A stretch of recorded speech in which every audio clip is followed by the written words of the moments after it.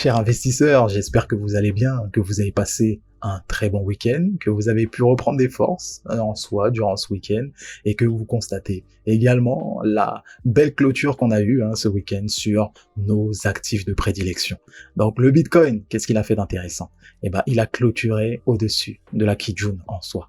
D'un point de vue du prix, c'est un indicateur fort. Après, on a le comportement des intervenants qui va suivre.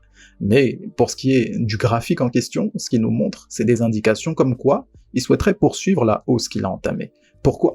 Eh bien tout simplement parce qu'il a clôturé, comme on le disait, au-dessus de la Kijun. Mais vous n'êtes pas sans savoir que cette Kijun est également le niveau des 0,5 de Fibonacci. C'est pas la première fois qu'on le spécifie. Et constatez à quel point cette Kijun a été quand même cassée.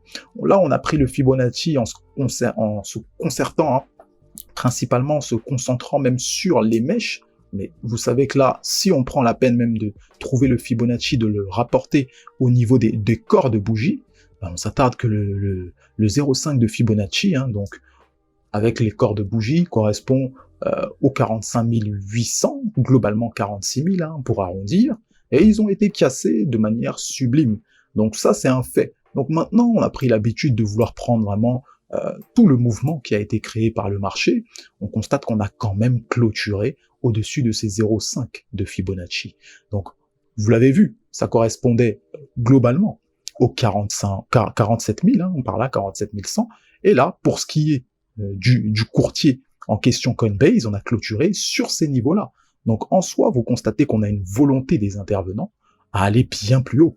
Une volonté, en tout cas, qui montre même par la couleur de cette bougie, notre semaine a été haussière. Et c'est la 4e semaine haussière qu'on a. On voit donc la nouvelle semaine qui débute, elle est haussière également.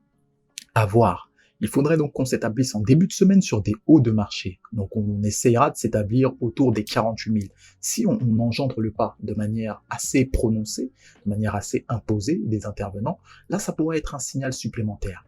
Mais attention, les intervenants peuvent avoir un comportement tout autre. Est-ce qu'il s'agit d'une fausse cassure? En soi, les 0,5, ce n'est pas un niveau où est-ce qu'on blague en général. Quand on le casse, on est censé le casser franchement. Donc, on voit que c'est en cours, ça a été initié. Le tout, c'est de voir si les intervenants ont cette réelle volonté. Encore une fois, on ne connaît pas le marché, mais on a des indications qui sont positives. L'enchaînement des semaines haussières, la clôture au-dessus de cette Kijun, en soi, ça sent bon. Ça sent bon, mais on va être prudent tout de même. On va garder nos dispositions et analyser davantage de manière plus précise. Comme à notre habitude, l'unité de temps journalière, on va zoomer bien plus pour voir un petit peu ce qui s'est passé au niveau du marché. Vous constatez très bien, la journée précédente était un doji. Un doji, bien qu'il soit au-dessus de la Tenkan et de la Kijun, même du nuage, tout ce qui compose Ichimoku en soi, et vous avez constaté qu'on a pu clôturer sous une forme de doji, mais que là, actuellement, on est en train d'avaler cette journée précédente. Même plus. Ce qu'on est en train de faire, c'est qu'on est en train de casser le plus haut de la journée précédente. Ça, en termes d'action du prix, ça veut dire qu'on évolue plus haut tout simplement de la journée précédente, que les intervenants donc souhaitent se diriger vers des hauts de marché. Constatez, le plus haut qui a été atteint précédemment, il se situe autour des 48 000 globalement. Et là, pour ainsi dire, le plus haut qu'on a fait se situe également sur ces niveaux-là. Donc, pour dire en unité de temps 4 heures de manière plus précise, on a essayé de se rapprocher du plus haut qui a été effectué précédemment. Vous voyez assez bien ce plus haut-là. Donc, ça va être l'objectif de la journée. Si on le casse, on va aller à la prochaine résistance, donc le prochain barrage qui nous attend, qui est celui des 48 500. Donc, il y a des cotations précises, c'est des résistances qu'on peut déterminer, que chacun peut avoir sur son graphique, en prenant le temps de considérer vraiment les résistances importantes dans les unités de temps supérieures. Donc, on voit assez bien que là, on est en train de constituer un bottom. Bon, on a cassé actuellement ce petit top là qu'il y avait, mais constatez également qu'on a pas mal de séances de 4 heures qui sont haussières qui s'enchaînent. Ça témoigne une volonté en tout cas acheteuse, une force acheteuse en ce début de semaine. Bien sûr que c'est un bon point également à rajouter, mais en unité de temps 1 heure, il y a bien plus que ça. On constate que on a cassé le nuage Ichimoku. Après avoir vachement consolidé durant la journée d'hier, on a eu une très très belle consolidation pour dire, on est allé assez bas quand même, il faut le dire. On est allé autour des 45 500. Certains pensaient que c'était un peu compliqué, mais en soi, Il faut le considérer comme une respiration. Après, bien sûr que ça se trouve, cette respiration n'est pas terminée, mais on constate, ceci dit, qu'on a cassé le nuage hein, dans le sens opposé, donc à savoir le sens haussier, et on évolue même au-dessus de tout ce qui compose Ishimoku à l'instant T, d'accord, de cette analyse. On voit que on est autour des 47 500, et en soi, c'est un indicateur de plus, hein, un indicateur de plus parce que on voit que les intervenants semblent être vraiment partant pour un début de semaine haussière, ce qui est encourageant. Bah, il a suivi le pas, hein, Ethereum, après avoir vachement consolidé lui aussi hein, autour des 3150. Je pense qu'il n'y a pas besoin de vous faire de dessin en termes d'action du prix. Là, c'est plus qu'un range, c'est une zone de bagarre extrême hein, qu'il y a eu, une zone de bagarre qui s'est passée là, juste ici. Constater le nombre de mèches, c'est-à-dire, hein, pour dire clairement ce que le prix est en train de nous dire, juste ici, c'est on va à la hausse ou on va à la baisse, on va à la hausse ou on va à la baisse, et ça se bagarre. Ça se bagarre entre les acheteurs et les vendeurs. Il n'y a pas besoin de faire de dessin, toutes les mèches, ça témoigne de l'hésitation, ça témoigne hein, vraiment de la bataille des intervenants. Après, ce que vous pouvez constater, c'est que ça s'est effectué sur le bas du nuage Ishimoku, qui pouvait être en soi considéré comme un support. D'accord.